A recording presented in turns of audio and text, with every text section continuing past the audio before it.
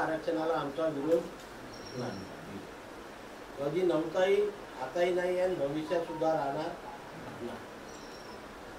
परंतु ज्या दिवशी मराठा समाजाला किंवा मराठा जातीला ओबीसीतनं आरक्षण देण्यात यावं ही भूमिका आंदोलनकर्त्यांनी घेतली आणि जाहीर केली,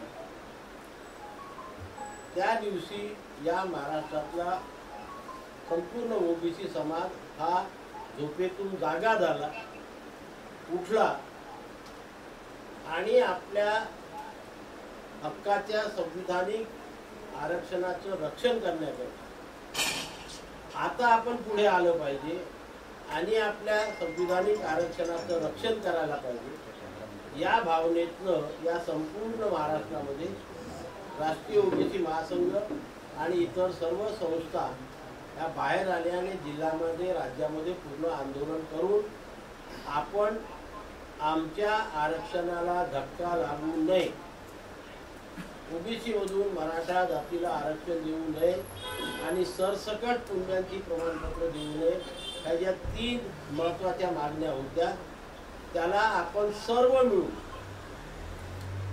सर्व स्तरातून कडाडून विरोध दर्शविला. सातत्याने जवळजवळ 1 महिना रवींद्र टोंगे इथं बसलेला आहे, नागपूरमधले सर्व मंडळी आहे, नागपूरला आपण सातत्याने साखळी उपोषण दर्शविलं, चंद्रपूरला आमरण उपोषण झालं, अन्नत्याग आंदोलन झालं, तिकडे खामगावची मंडळी आलेली आहे, तिकडे झालं, ठाण्याला झालं, गोंदियाला झालं, प्रत्येक जिल्ह्यामध्ये तशा प्रकारचं आंदोलन आपण उभं केलं आणि 1 महिना सातत्याने संपूर्ण महाराष्ट्रातील ओबीसीने संघर्ष केल्याने सरकारने आपल्या प्रतिनिधी मंडळाला चर्चेला बोलवलं आणि त्या मुंबईला चर्चा झाल्यानंतर आपण आग्राची मागणी तेव्हा सरकार पुढे मांडली होती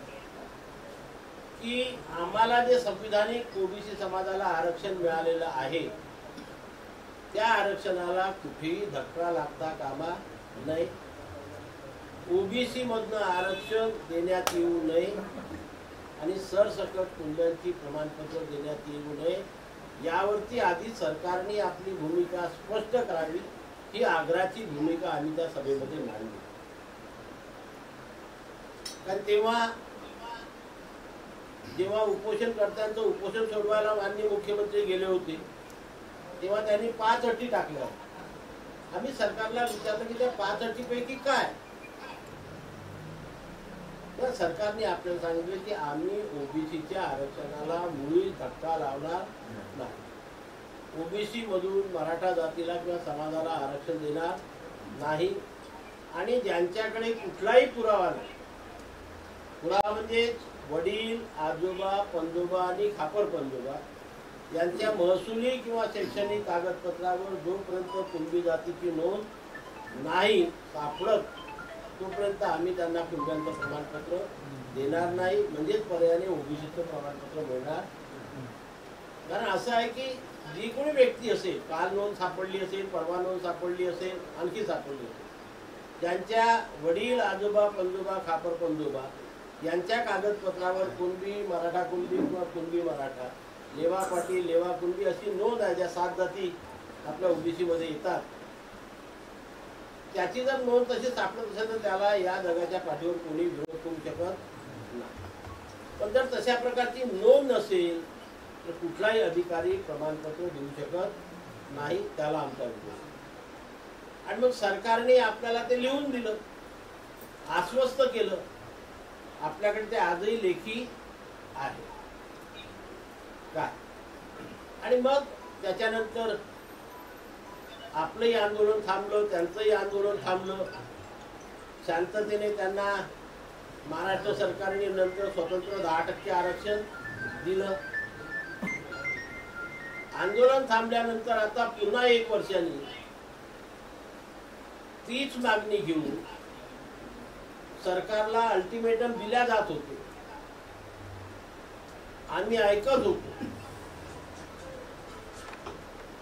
मुंबईला धडक देणार, मुंबईला धडक देणार, परंतु खरंच जाणार का की सरकारकडची चर्चा होऊन पुन्हा हे आंदोलन स्थगित होणार याकडे आमचं लक्ष होतं. आणि म्हणून आम्ही यापूर्वी काही त्याच्यावरती सभा बोलवली नाही आणि आपल्या लोकांसोबत विचार विनिमय केला नाही, कारण तशी गरज भासली.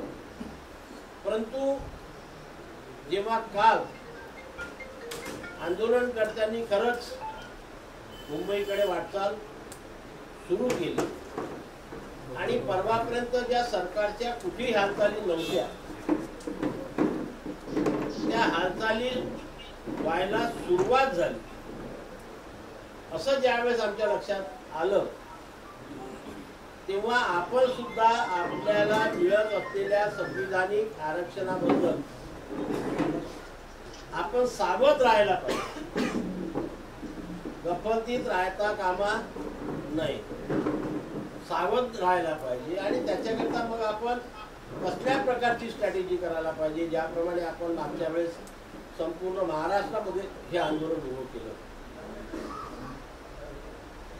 याविषयी चर्चा करण्याकरिता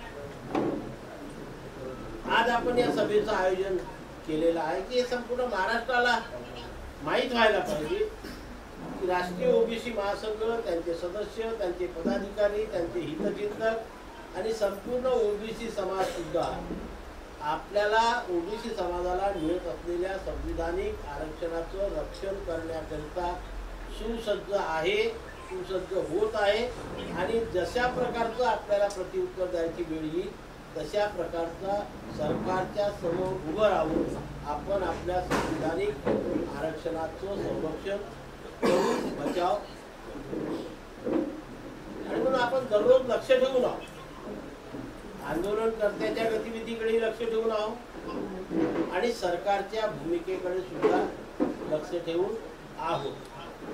आणि आपल्याला दोन्हीकडे लक्ष ठेवावं लागेल. आजच एका पेपरला जे उपसमितीचे अध्यक्ष केलेले आहेत माननीय राधाकृष्ण विखे पाटील यांचं स्टेटमेंट आले की आंदोलनकर्ते जे नेहमी हैदराबाद गॅजेट, सातारा गॅजेट आणि या गॅजेटचा उल्लेख करतात त्याच्यावरती त्यांनी स्पष्टीकरण दिलेलं आहे की या तिन्ही गॅजेटमध्ये वैयक्तिक नोंदी नाही, वैयक्तिक नोंदी नाही आणि त्याच्यामुळे सरकार तशा प्रकारचे प्रमाणपत्र देऊ शकत नाही. तर मी मगाशी म्हटल्याप्रमाणे एखाद्या व्यक्तीच्या मुलाला किंवा मुलीला जात प्रमाणपत्र द्यायचं असेल किंवा ओबीसीचं प्रमाणपत्र द्यायचं असेल तर वडील, आजोबा, पंजोबा, खापर पंजोबा यापैकी कुणाच्या तरी शैक्षणिक किंवा महसुली कागदपत्रावर तशा प्रकारच्या जातीची नोंद असायला पाहिजे. वैयक्तिक नोंद जोपर्यंत सापडत नाही सरकार करू शकत नाही, कारण तो या भारताचा नियम आहे, महाराष्ट्राचा.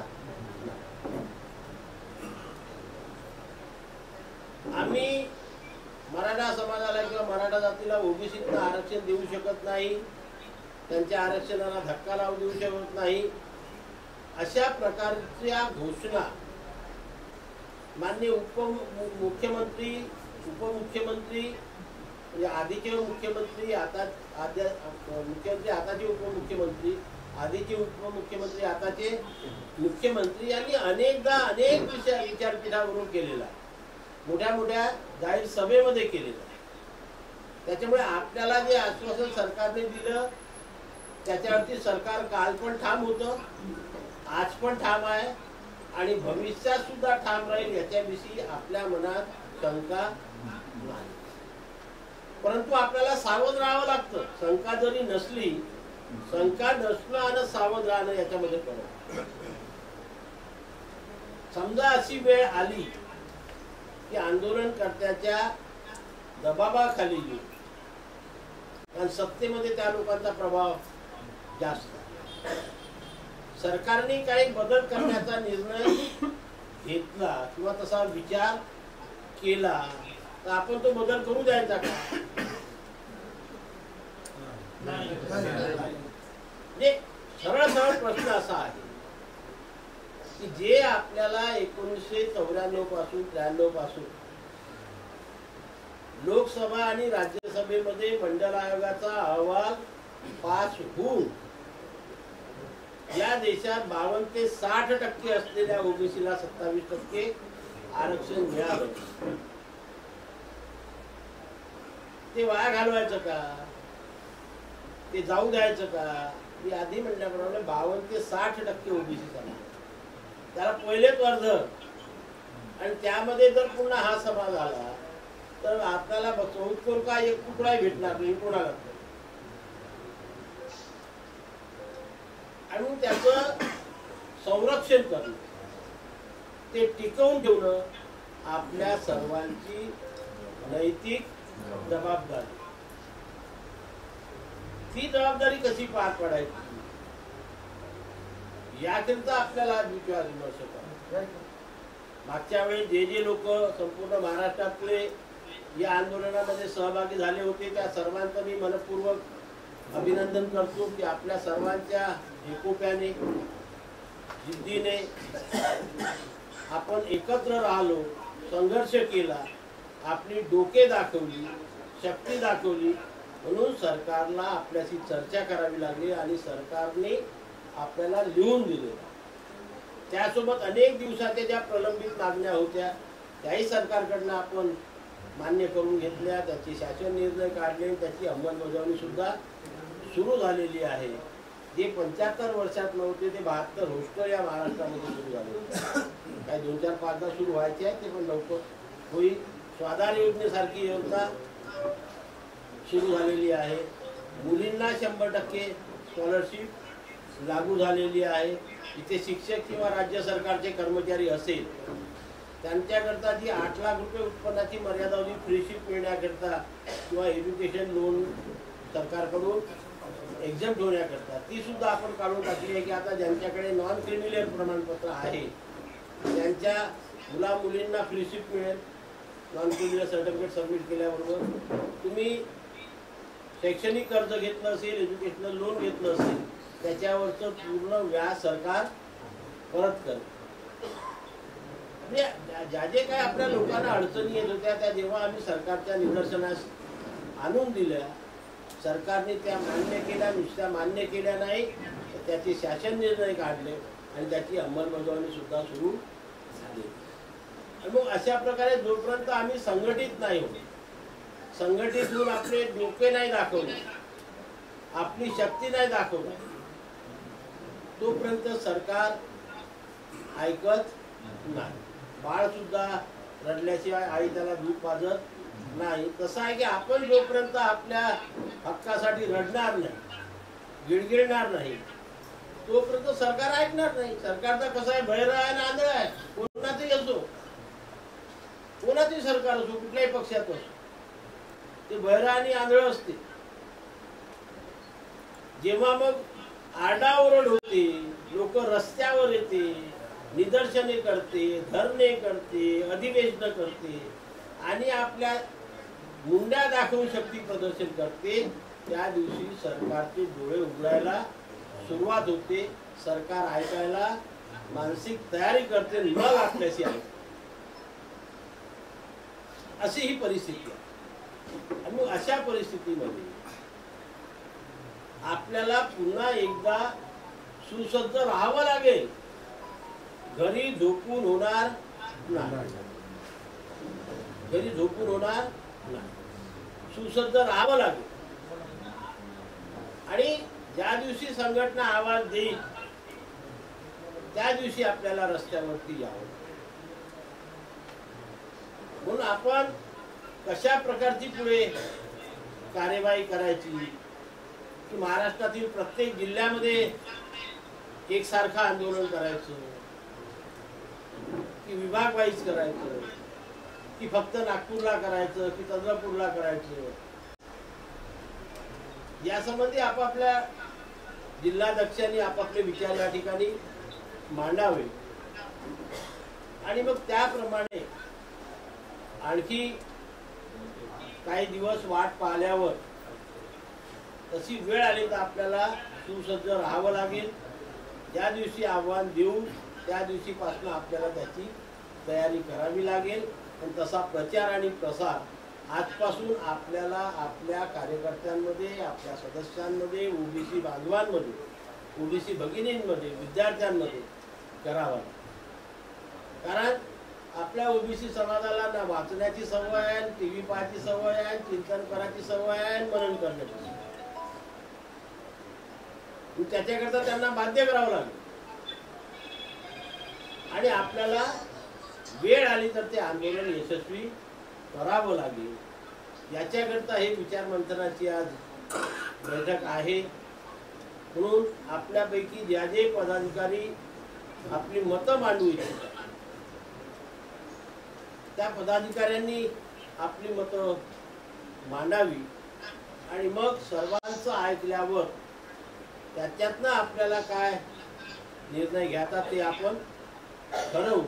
तर मी आताच आपली भूमिका मांडून दिली तर मग आपल्या लोकांना संधी मिळणार नाही. कारण निर्णय प्रक्रियेमध्ये आपल्याला सर्वांना सहभागी करून घ्यायचं. आता आम्हालाही करायचं होतं, आम्हालाही आमच्या जिल्ह्यामध्ये हे करायचं होतं, मग सरांनी संधी दिली नाही असं व्हायला नको. म्हणून मी आपल्या सर्वांना जे इथे उपस्थित आहे आणि जे ऑनलाईन जॉईन झालेले आहेत त्यांना आवाहन करतो की पुढील नियोजनाबाबत, पुढील आंदोलनाबाबत आपण आपापली भूमिका या ठिकाणी स्पष्ट करावी.